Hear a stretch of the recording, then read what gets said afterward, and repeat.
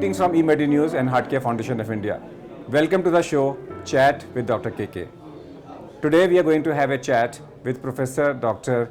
VK Bahl, who is Head of Department of Cardiology at All India Institute of Medical Sciences. He has also been the past president of Cardiological Society of India, and this year he has also received Dr. VV Shah oration on evolution of management of acute heart attack. That's what oration he has given. Congratulations for the oration. Thank you for inviting me to this show. And yes, let me just tell me in a couple of sentences about the key points of your oration. See, leave apart the development in the management issues, which, as we know, the primary angioplasty is available, thrombolytics are available, a host of antiplatelets starting from aspirin to clopidogrel to ticagrelor to bivalirudin to glycoprotein are available, which we know. The smaller nuisances like radial approach may be better than femoral approach, or a culprit vessel angioplasty in a stage may be better than multi-vessel artery. That means open the artery which is causing the heart attack during that primary angioplasty. There are a lot of research on stem cell. There is a lot of research on different types of stents which are being used.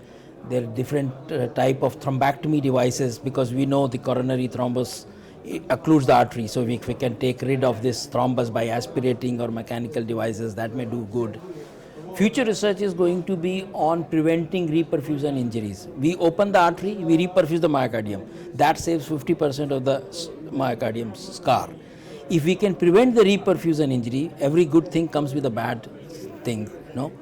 Reperfusion injury happens once you open the artery, the myocardial permeability pores open up, and this leads to sudden influx of calcium and toxic radical oxidants, which kill the myocardium and leads to apoptosis or so-called cell death. If we can prevent this by conditioning the heart, so-called remote conditioning, or some pharmacological agents, which will be the future. What are the options available to prevent reperfusion injury? Like a simple technique of, if you are wheeling the patient to, say, from home to in ambulance, if you inflate the blood pressure cuff for 5 minutes, deflate it for 5 minutes, do this for 4 cycles, it is called remote preconditioning. This simple technique has been shown that you can prevent additional scars. So let me spend some time on remote reconditioning. Okay. Remote reconditioning basically is equivalent to what we do a flow mediated dilatation of brachial artery. The same extension of that. So if I have to do that, people say you can reduce contrast nephropathy if you do a remote reconditioning. You can improve the circulation of that. So first of all, let me exactly narrate the procedure. That you take a cuff, put it into the arm, inflate it 5 minutes, above the size of systolic blood pressure, definitely, and then deflate it, and then do it. Yes, we used to do the same thing for coronary arteries. Occlude, declude. It's seen the first time you occlude, there is more ischemia. When you repeatedly do this, there is less ischemia. But what they have found is, in the body you produce ischemia in any organs, it is also translated to the myocardium. So that's a good thing. It will improve the renal circulation. Yeah. But this is small trials. We are not into. But this. I just want to go further into it. Yes. Can it be used as a routine? No harm. It's a simple innocuous patient. In a patient who has a coronary artery disease, who is refractory to treatment, refusing surgery, then you are going to a different dimension. That is in the peripheral arteries. You do what is called EECP. That's a different technique. Here we are talking of small reduction in ST resolution, small reduction in scar tissue. Same conditioning of the heart you can achieve by giving some pharmacological agent like colchicine, like adenosine, nicorandil. Many of them have failed. Many of them are coming up. A lot of research is going on. So what I mean is, you have achieved now reperfusion. Everyone knows it should be done early, golden hour concept, angioplasty if possible, take the patient to wheel in a cath lab. This concept is now well established. We can discuss the logistics of that in Indian context. But now major reduction in mortality will come by preventing this reperfusion injury and regenerating the myocardium. How we can regenerate stem cell? Remote reconditioning, you are doing it before the angioplasty, after the angioplasty? Before the angioplasty. And 4 cycles? And people also have done the conditioning, post-conditioning also, but then they didn't find. They So don't it's find. but there will be It's a research. pre-procedure, Pre-procedure. pre-conditioning, 4 procedures, four times. 4 times. 5 minutes and then gap of 5 minutes and again 5 minutes. Definitely, yes. With that. Yes. And is there any trial available in your Yes, it is. institution? In your institution? No, we have not started because unfortunately, like as I was telling you, logistics, we don't wheel in the patient from the home to they come to our door. So our role starts when he comes to the door. This delay in heart attack is at 4 levels. One is diagnosis. Most of patients think it's gas and the acidity. So there is first delay on the part of patient. We have to educate him to reduce this delay. Then is door. He has to reach from diagnosis to door, and you know the state of affairs in the traffic and all that, and ambulance not available, patient has to come in his own vehicle. So there will be the second delay. From door to delivery, that is the third delay, third D. Because patient reports to an emergency, there is no dedicated heart attack centers like trauma centers, which will save more lives paradoxically, I can tell you. So if a patient has a chest pain, he is wheeled into a heart attack center, given a thrombolysis, you will save all the time. Here he goes to an emergency center where patient of malaria is there, diarrhea is there. Till his time comes for triage, he is losing time. Every minute is important. The fourth, the question will be, once door to delivery time is in my hand, I can improve my hospital system to reduce that. Diagnosis to door is in the government hand because they can provide the ambulance services, they can provide the facilitation for the ambulances to go in a smooth way and that. So these are the delays which we know. But if you talk scientifically, which will be the next surge will come, will be in preventing those reperfusion injuries and having half the damage, because some damage will occur, reducing the scar and increasing the viable myocardium. How that will happen? By the stem cells. Lot of promise. Till day, I can't say it is in clinical realm. There have been 33 trials which have a 6 year follow-up. That means it's a lot of interest. But we have not found the right cell. We are taking the cell from bone marrow. We are taking it. Now the next step is to find out the right cell, which is called cardiosphere derived cells, taken by endomyocardial biopsy from the heart, and the stem cells are manufactured from that biopsy tissue and injected into intracoronary after 4 weeks or 3 weeks. Second is, when you do bypass, you take out the right atrial appendage, which is a vestigial circuit, and make stem cells. So there are a lot of research on myocardial regeneration. These are the two future. Now you have to talk of logistics as a reality. This was what is. I'll come back to something else. Yes. That we talk about ideal situations. Yes. But do my 90% of the people Yes. can Very, afford it? very, That's one. And very two, are they really getting all this what they are getting? What they are supposed to get? Yeah. Affording is a very comparative term, so I won't go into the affording part first. Let us go to logistics. There is a difference between a standard of care and a magnitude of care. Yes. The magnitude of care may differ, but the Yes. standard of care should be the same. You That means if I get a heart attack in a rural area, You are I absolutely must get the same treatment. You are absolutely right that we have to bridge this gap, that a minimum care is available irrespective of the location of the patient. As you rightly said, in rural area we may have nothing, but in cities like Delhi, you may have best of the care available to the world if individually.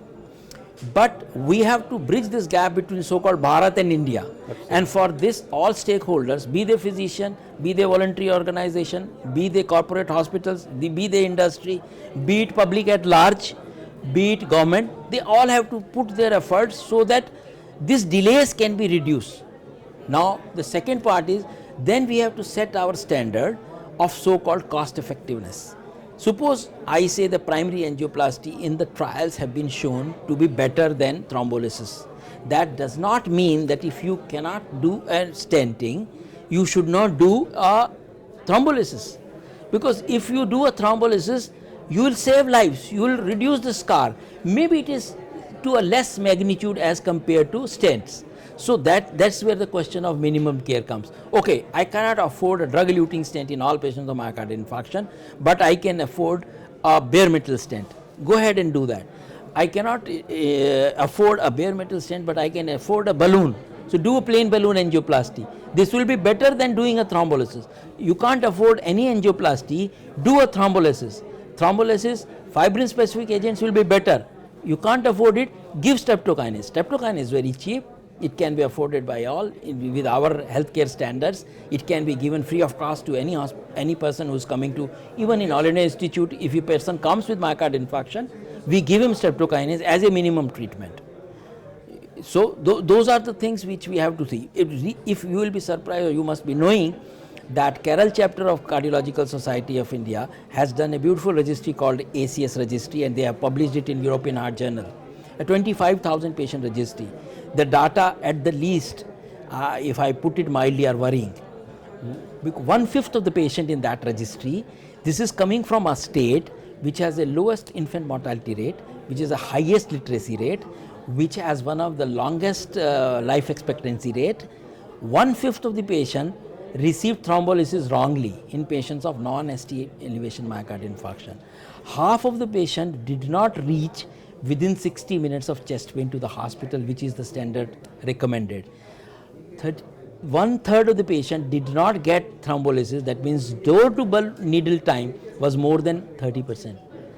Half of the patients only received thrombolysis, other half did not receive it for some reasons. Only 13% of the patients received primary angioplasty. Only half of the patients received the so-called recommended drugs of beta blockers, ACE inhibitors and statins. This is coming from a state of Maximum literacy, and what will happen to the states? So these simple measures can reduce the myocardial infarction rate of mortality in society. We are talking of individual care. Yes, best of the care is available in India, there is no doubt about it. Whatever is available in the West is available in India. But is it available to all? Definitely a big no. Okay, go away from the oration and oration topic and general topic. What are your hobbies? Very different. I no such hobbies like general sort of. That means if you would not have been a doctor, what you would have become? Difficult question. Do I have to think what would I have become? See, I will say from very beginning, I used to look upon doctors as something I should achieve. I studied in Allahabad, so we did not have a good library. When I did my MD, for thesis I had to come to National Medical Libraries to see the journals, and I stayed here for 15 days. At that time I used to see All India Institute of Medical Science, and I always used to aspire, can I enter this building? I entered that and I became head of the department.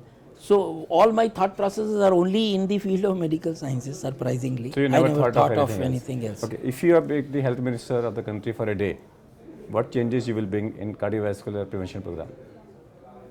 If I am in a day and that happens to be with full power. Yes, with that happens to be budget day, I will increase the health ministry budget to at least 2.5 of GDP, which is at least 1.6 to 1.9 so you now. will increase the budget.